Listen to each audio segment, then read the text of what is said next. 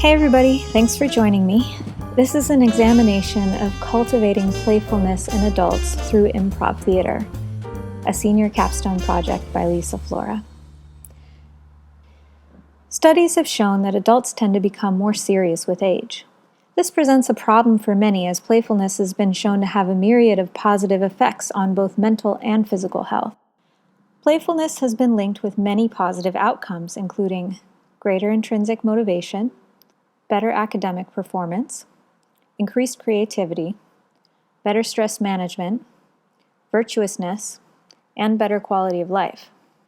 Playful people have been found to more frequently employ adaptive coping strategies and be less likely to employ avoidant negative ones than their less playful counterparts. Sharing playful moments with others has also been shown to help deepen relationships. I've been interested in increasing my personal capacity to be playful in my everyday life. After looking at research on improvisational theater and on playfulness, I hypothesized that an improv intervention had a good chance of positively affecting playfulness. West et al. Conducted a study in 2017 to examine the connection between improv theater and organizational creativity. Half the participants went to an improv training and the other half did not.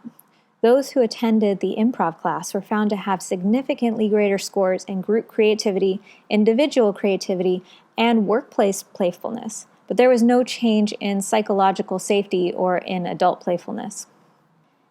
Hanselin et al. Examined the psychological effects an 11-week improv class would have on middle school students using a randomized controlled design. They found that while the control group results were comparable before and after the 11-week period, the improv group tested considerably higher in originality and flexibility than they did previously. Schwenke et al. Conducted a controlled trial which explored the connection between improv theater, acceptance, psychological well-being, and creativity. They didn't see an increase in acceptance, but they did identify a significant positive change in participants' self-esteem, self-efficacy, and creativity after attending the improv course. As creativity, originality, and flexibility are defining characteristics of playfulness, these findings support my hypothesis that taking improv theater courses could increase playfulness in adults. To test my hypothesis, I conducted a mixed methods research project, which studied whether a 2-week intervention of improv theater could cause an increase in playfulness in adults. This study explored whether playfulness increased within my participant sample using 3 quantitative questionnaires. These were the Short Measurement of Adult Playfulness, or SMAP, the Other Directed Lighthearted Intellectual and Whimsical OLIW Personality Scale, and the Adult Playfulness Scale, or APS.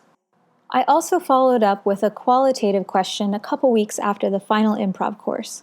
The question was, did you feel that there was any change in your level of playfulness after taking the improv comedy class? Did you enjoy the experience? 3 participants volunteered for the study, including myself. Participants then took 2 beginners improv classes for 2 weeks. I administered the surveys before the first session and after the final improv class. A couple weeks later, the qualitative question was sent to the participants.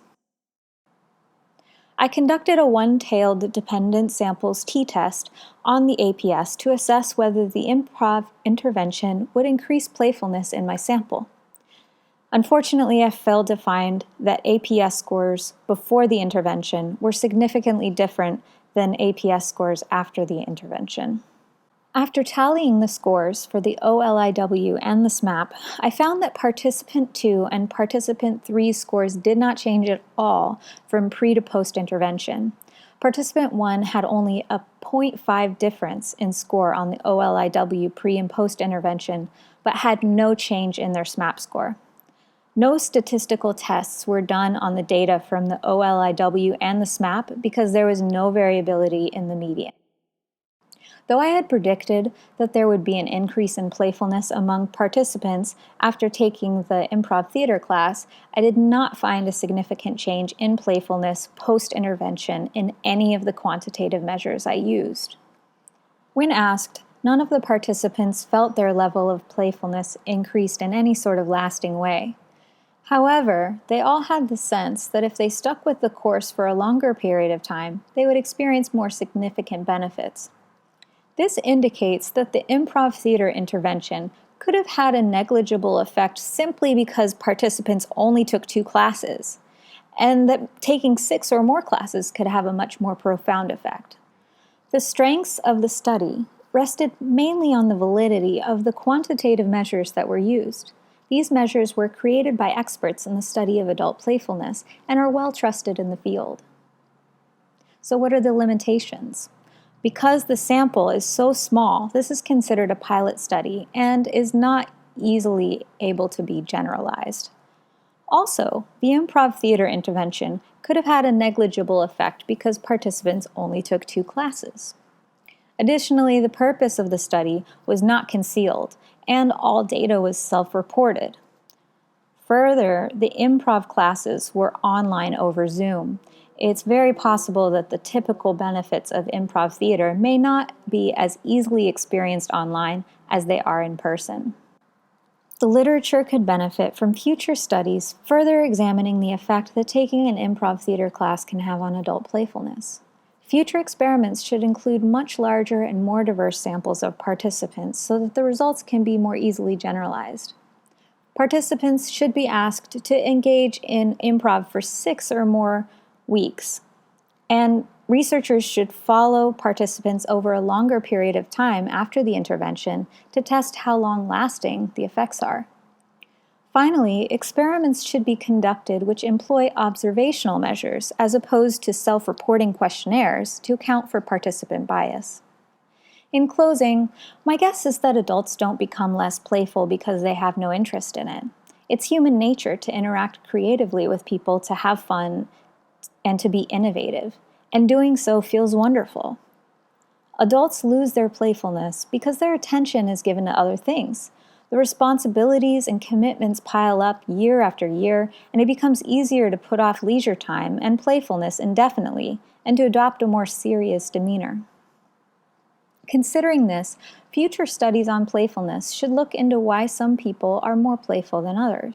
Researchers should examine a myriad of aspects of participants' lives to see if there are any factors that may be related to a person's level of playfulness. Examples could be the amount of responsibilities one has, the number of adverse childhood experiences someone has, or the amount of leisure time someone engages in. As adults, the reality is that there will always be more to do.